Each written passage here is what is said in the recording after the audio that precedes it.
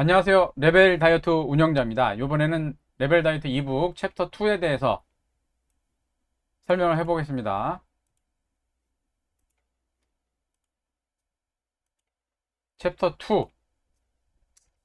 기존의 일반적인 다이어트 방법과 개선점에 대해서 한번 얘기를 해보겠습니다. 기존의 음식을 조절할 때 주의할 점이 좀 있는데요. 하루 권장 칼로리에 맞춰 식단을 조절하면 음식별로 칼로리를 정확히 확인하고 그램 단위의 무게까지 정확히 지켜야 합니다. 이러한 방법은 혼자 일상생활을 하면서 오타가 또 있네요. 실천하기엔 너무 힘들다. 그래서 우선 자신의 현재 식습관을 기준으로 적응할 수 있도록 바꿔나가야 되는데, 일반적인 다이어트 정보는 개개인의 실천력이나 다이어트에 대한 집중력에 대한 고민 없이 완벽한 다이어트 방법만 알려주기 때문에 실천하기 힘듭니다. 식사량을 갑자기 줄이면 다음 식사 시간까지 배고픔에 다른 일을 못할 정도로 집중력이 떨어지게 되고요. 심한 경우엔 빈혈 증상을 느낄 수 있고, 이렇게 몇 번 시도하다가 포기하고 다음 식사 시간이 되기 전에 포기하게 되고 예전으로 돌아가게 됩니다. 이거 좀 이상하네요. 이거, 나중에 수정을 해야겠네요. 이 역시 어떻게 실천할 것인지에 대한 고민도 해야 되고, 레벨별로 실천하는 것이 답이 됩니다. 좋아하는 음식을 단번에 끊게 된다면 초기에는 참을 수 있어도 먹고 싶은 음식에 대한 갈망이 조금씩 쌓이게 되고, 누적이 되면 시간이 지날수록 참을 수 없는 순간이 되거나, 긴장이 조금이라도 풀리면은 이건 괜찮아? 하루 정도는 괜찮아? 뭐 이번 주는 괜찮아? 이런 생각하다가 이전보다 더 많이 먹게 되죠. 체중은 더 늘게 되고요.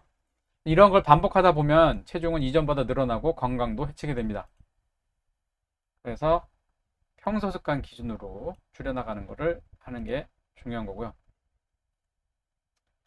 평생 자신이 먹고 싶은 것을 못 먹고 하기 싫은 운동을 해야 된다고 생각할 수도 있는데요. 그러면 너무 스트레스죠? 먹고 싶은 걸 못 먹는다면. 이렇게 생각하는 게 아니라 먹는 횟수나 양을 적절하게 조절하고, 운동도 낮은 단계부터 쭉 한다라고 생각하면, 아주 힘든 운동을 하는 게 아니라 이렇게 해서 레벨을 높여 나가면은 근육량이 늘어나고 나서, 이것도 좀 이상하네요. 멋지고 예쁜 몸매가 될 수도 있고, 운동 레벨이 높아서 계속 높아졌을 때, 운동 레벨이 높아졌을 때 계속 유지하지 못하는 상황이 되어도 다시 제일 낮은 단계의 운동을 하거나 간단한 스트레칭을 하면서 건강을 지키는 수준의 다이어트는 계속 해야 하고요. 익숙해지면 식단 조절과 운동에 대한 자신의 실천량이라 의지를 알 수 있고, 집중할 수 있을 때 레벨을 높여서 실천하여 체중을 더 줄이거나 근육을 늘리는, 체중은 줄어들겠죠 보통, 근육은 늘어나야지 좋겠죠. 이런 결과를 만들어내는데 도움이 될 것입니다. 식단을 조절하게 되면 변비가 오는 경우가 많습니다. 앞에서도 많이 얘기했으니까. 자, 저는 콜레스테롤 수치가 너무 높아서요. 약을 먹어야 하고요. 당장 실천하라고 식단 안내 받았는데요. 약도 먹어야 되고요. 근데 이런 상황에서도 식단을 지키지 못하겠더라고요. 아침 식단 하루아침에 바꾸는 게 쉽지 않더라고요. 그래서 콜레스테롤 수치는 계속 안 좋아지고 컨디션도 좋지 않아서요. 식사 조절을 안 할 수가 없어서요. 일단은 식단 자체가 아니라요. 밥 먼저 바꿨습니다. 그래서 밥을 잡곡밥으로 바꾸고 하나씩 하나씩 선택해서 바꿔 나갔어요. 내가 지금 당장 콜레스테롤 수치가 너무 높아서 약을 먹지 않으면 큰일 난다. 빨리 뭔가 조치를 해야 된다. 이 급한 마음을 좀 버리고 밥부터 살짝 바꾸고요. 하나씩 좀 바꿔 나간 거죠. 그래서 레벨별로 천천히 식사 조절하는 것이 좋은 방법이라는 걸 알게 되기도 했고요. 자, 운동으로 근육량을 늘리고 지방을 줄이는 다이어트에 대해서 주의할 점도 한번 볼까요?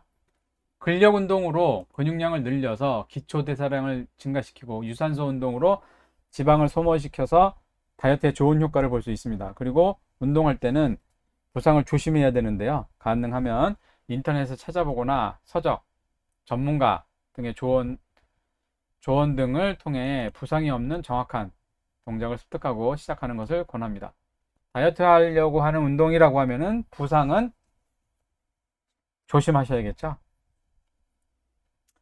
운동을 안 하던 사람이 갑자기 운동을 하면요, 며칠, 몇 주 하고 포기하는 경우가 많습니다. 헬스, PT를 하더라도 꾸준히 참석해야 되는데요.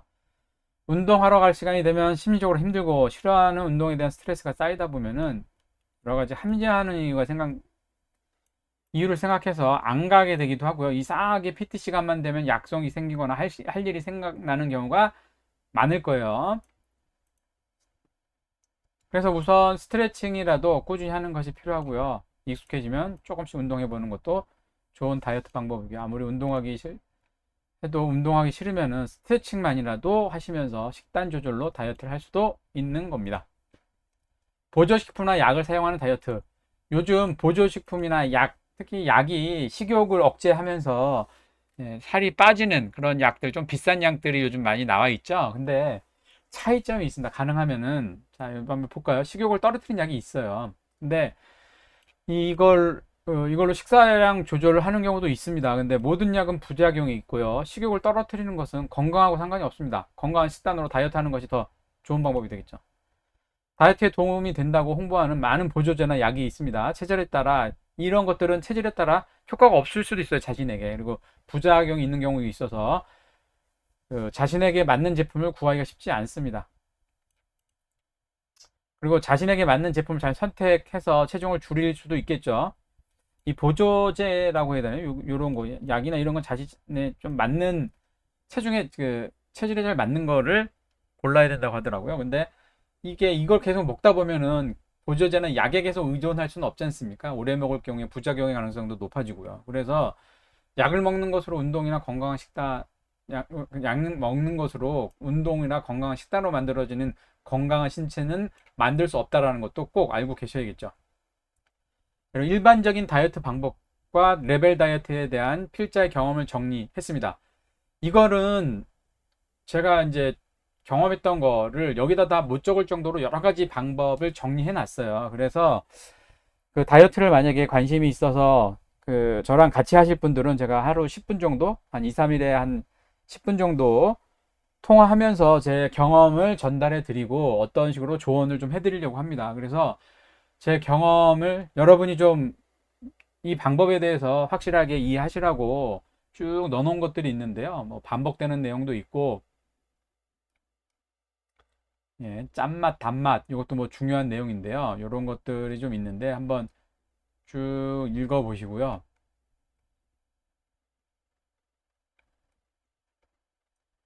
근데 요거는 조금 중요하니까 요거는 같이 한번 볼까요?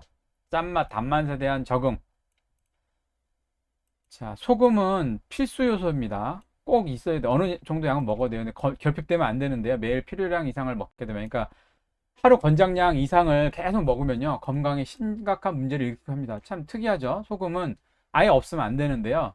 또 너무 많이 먹으면 건강에 심각한 문제를 일으키기도 해요. 그래서 음식에 포함되어서 보통은 이 소금은 음식에 포함돼서 먹고요. 국물에 녹아 있는 경우가 많죠. 그래서 국물을 먹게 되는데 국물을 다 먹을 경우 자신도 모르는 사이에 상당량의 소금을 먹게 됩니다.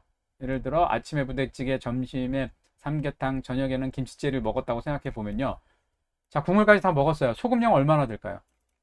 게다가 국물과 함께 먹으면은 소금의 짠맛 외에도 맵고 단, 칼로리 높은 양념과 함께 먹으면 짠맛을 중화시키죠. 그래서 스스로 짠맛을 잘 느끼지 못하는 사이에 많이 먹게 된다는 걸 알고 계셔야 됩니다. 자, 그래서 저는 완전히 끄는 건 아닌데요. 먹는 횟수나 양을 좀 줄이고 있습니다. 집에서 조리해 먹을 때는 소금이나 설탕을 오랜 기간 조금씩 줄여나가다 보니까요. 지금은 음식점에서 먹는 일반적인 음식이나 국이 좀 짜게 느껴지고요. 그대로 많이 먹게 되면 입안이 짠 느낌이 오래 남는다든지 다른 사람들과 같이 식사할 때 같은 음식에 대해서 짠맛을 더 느껴서 짠맛을 느끼는 정도가 좀 낮아지는 걸 좀 실감하고 있습니다. 이렇게 그 짠맛을 느끼는 정도가 옅어진 거는 상당히 오랜 기간 노력하고 실천해서 생긴 변화입니다. 그래서 저도 김치찌개나 부대찌개 같은 맵고 짠 음식을 자주 먹으면 다시 예전으로 돌아갈 수도 있겠죠. 입맛은 자꾸 변하는 거니까요. 그래서 최대한 먹는 횟수나 횟수만 줄이는 것도 아니지만 줄이는 것도 있지만 양도 좀 줄이고 있어요. 그래서 사람들과 같이 먹을 때도 건더기 위주로 먹습니다. 국물은 좀 가능하면 다 먹지 않고 있어요. 국물에 녹아있는 소금의 양. 예, 국물에 얼마나 녹아있는지 측정하기가 참 애매하죠. 근데 뭐 짜게 안 느껴져도 국물을 많이 먹으면은 먹는 그 소금 양은 많아질 수밖에 없으니까요. 자, 그래서 뭐 다이어트에 관심 없는 사람하고 얘기하다 보면요, 이게 먹는 증거 없이 어떻게 다냐라고 얘기하는 경우도 있어요. 근데 서서히 줄여 나가니까 지금은 그냥 제 입맛이 돼버렸고요. 그냥 그 제 입맛에 맞게 먹어도 맛있어요. 약간 싱겁게 먹어도. 자, 단맛에 대한 적응도 거의 같습니다. 설탕이 들어간 음료는 먹은 횟수, 이것도 먹는 횟수나 양을 조금씩 줄여나갔고요. 쉽지 않았는데, 이거 저도 이제 단 음식을 좋아했으니까, 음료도 단 걸 좋아했으니까. 근데 체중과 지방량을 매일 재면서, 아, 나도 다이어트를 해야 되는데, 이렇게 하다 보니까 음료수를 먹을 때 연관성이, 오타가 또 있네요.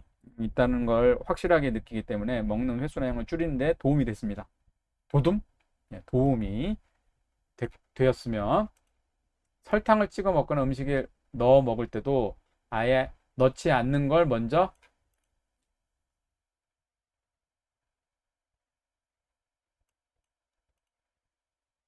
예, 아무튼 여기 좀 약간 좀 오타나 내용이 좀 그 뭐냐 지우다가 뭐 좀 편집 잘못된 것 같은데, 자, 설탕 아무튼 찍어 먹거나 음식에 넣을 때도 아예 넣지 않는 걸 이제 자꾸 해봤고, 아예 넣지 않거나 조금씩 적게 넣으니까 입맛이 순해지는 게, 그 단맛을 조금만 약간 달아도 단맛이 느껴지는 것을 느낄 수 있었어요. 이렇게 실천하다 보니 단맛에 대한 입맛이 희석되어 다른 사람보다는 단맛에 예민해져 있고, 단 음식을 자주 먹으면 입맛이 또 변할 것 같아 자주 먹지 않고 있습니다. 입맛이 이렇게 변하게 되는 것도 짧은 기간에 된 건 아니고요. 몇 년도 계속 노력해서 변화됐다라는 거.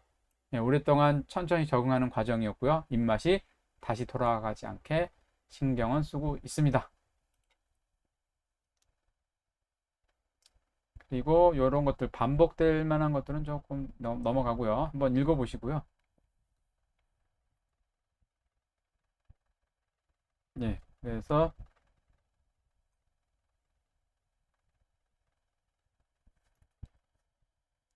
자, 요거는 식사 방법에도 좀 나와요. 예, 가능하면 읽어보십시오. 예, 반복되는 것 같아서 제가 좀 생략하겠는데, 처음 볼 때 아직 익숙하지 않은 분은 여기서도 읽고 저 식사할 때도 읽고, 예, 반복해서 보시는 게 좀 좋을 것 같아요. 자, 그리고 다이어트 실천상을 지키지 못하는 기본적인 원인. 이것도 비슷한 내용이 좀 반복되고 있죠. 자, 그리고 이것도 굉장히 중요하게 생각하는 건데요. 다이어트 계획에서 기간을 없애라라는 거예요. 자, 나는, 나 한 달 안에 10kg 뺄 거야, 나. 아니면 3개월 안에 막 10kg? 이렇게 계획을 보통 많이 세우죠. 여름에 이제 수영장 가거나 뭐 해야 되니까 여름 뭐 한두 달 놓고 이렇게 하는데, 저도 이런 생각을 자주 했었죠. 그래서, 자, 일단 내용을 보면서 얘기해 볼까요? 자, 식사 습관이나 운동 습관을 단기간에 바꾸는 것은 힘듭니다. 이거 계속 반복되고 있죠. 그래서 목표 지방량이나 BMI 지수 같은 걸 권하고 그 진행하시는 게 좋을 것 같고요. 자, 저는 아까 하려고 했던 얘기가 요거였죠. 봄에 여름이 되기 전에 10kg 정도 빼고 근육을 만들어서 휴가를 멋지게 온다는 계획을 세우곤 했어요. 근데 여름 되기 전까지 한두 달 전에 해보면은 지키지 못합니다. 잘 안 됩니다. 이런 걸 반복해 다 보니까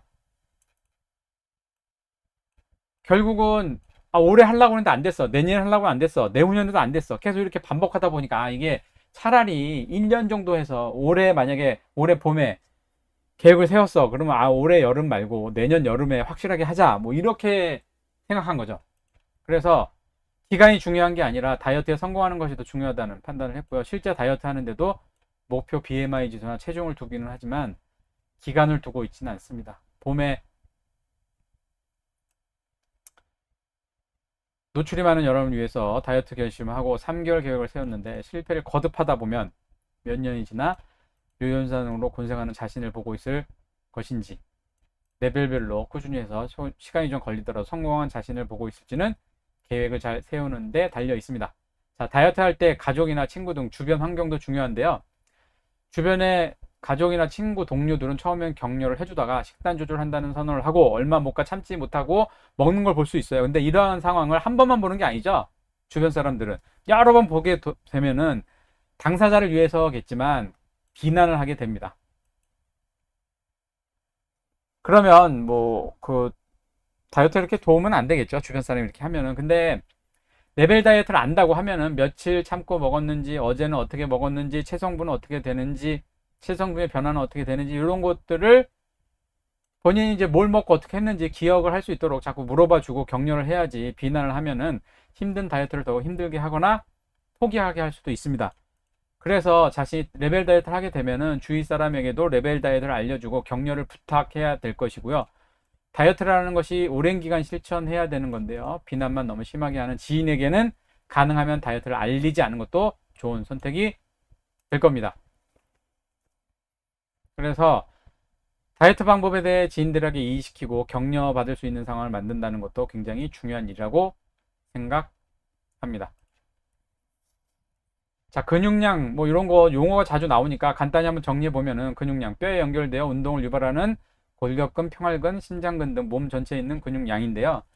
이게 그 내용을 어떤 글을 보다 보면은 그러니까 운동을 하면은 해서 근육이 늘어나면은 골격근이 늘어나면서 뼈무게도 조금 늘어난다고는 하더라고요. 그렇게 얘기하는 글도 있긴 있었습니다. 지방량, 남자의 경우 10에서 20, 여자의 경우 18에서 28%가 정상이고요. 비중이 너무 높다면은 줄일 수 있도록 노력하셔야겠죠.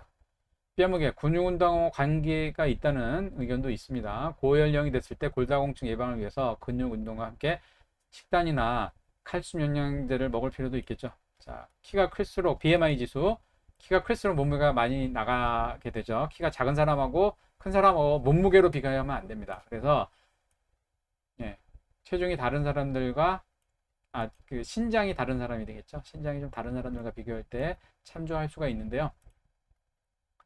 자신의 몸무게를 키, 미터로 이 제곱으로 나눈 값으로 자신의 키에 적당한 몸무게를 찾아낼 수 있는 지수입니다. 근육량 등의 요소는 감안되지 않는 값인데요. 18.5 이하가 저체중, 13 이하가 정상, 25 이하가 과체중, 25 이하가 비만이 되겠습니다.